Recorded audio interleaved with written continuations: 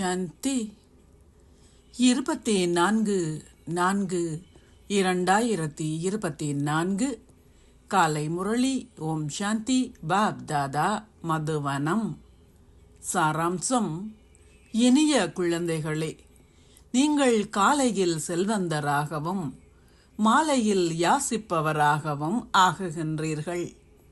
யாசிப்பவரில் இருந்து செல்வந்தர் ஆகுவதற்கும் தூய்மை அற்றவரில் இருந்து தூய்மையானவர் ஆகுவதற்கும் 2 வார்த்தைகளை நினைவு செய்யுங்கள். மன்மனாபவ, மத்தியாஜிபவ. கேள்வி: கர்மபந்தனத்தில் இருந்து விடுதலை அடைவதற்கான வழி என்ன? பதில்: 1.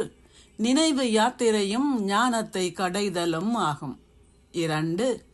ஒரே ஒருவருடன் சகல உறவு முறைகளும் இருக்கட்டும்.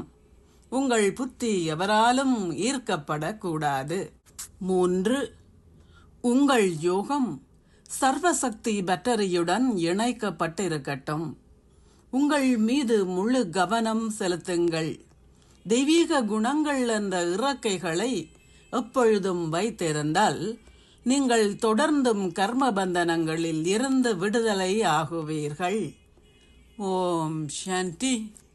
தாரணைக்கான சாராம்சம்: 1. நறுமணம் கமழும் மலர்கள் ஆகுவதற்கு உங்கள் சகவாசத்தில் அதிக அளவு எச்சரிக்கையாக இருங்கள். அன்னங்களின் சகவாசத்தையே கொண்டிருங்கள். அன்னமாகவே இருங்கள்.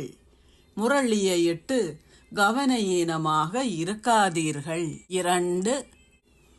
கர்மபந்தனங்களில் இருந்து விடுதலை அடைவதற்கு சங்கம யுகத்தில் ஒரே ஒரு தந்தையுடன் சகல உறவு முறைகளையும் கொண்டிருங்கள். ஒருவருக்கொருவர் எந்த ஓர் உறவு முறைகளையும் கொண்டிருக்காதீர்கள்.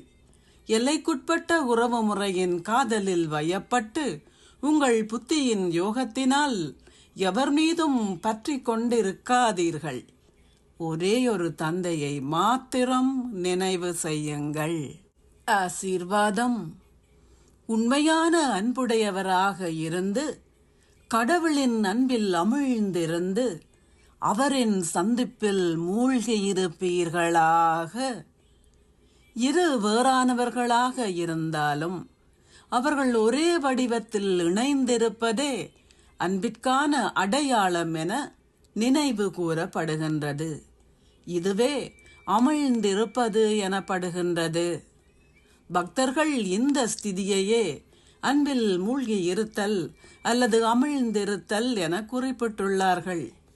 அன்பில் அமிழ்ந்திருத்தல் ஒரு ஸ்திதியாகும்.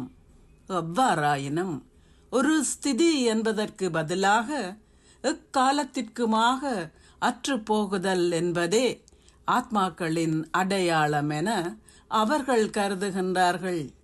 குழந்தைகளாகிய நீங்கள் தந்தை அல்லது உங்கள் ஆன்மீக அன்பிற்குரியவருடன் ஒரு சந்திப்பில் மூழ்கி இருக்கும் போது நீங்கள் அவருக்கு சமம் ஆகுகின்றீர்கள்.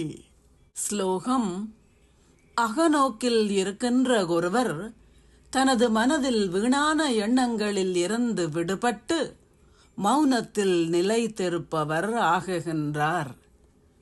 ஓம் சாந்தி. நன்றிகள் பாபா.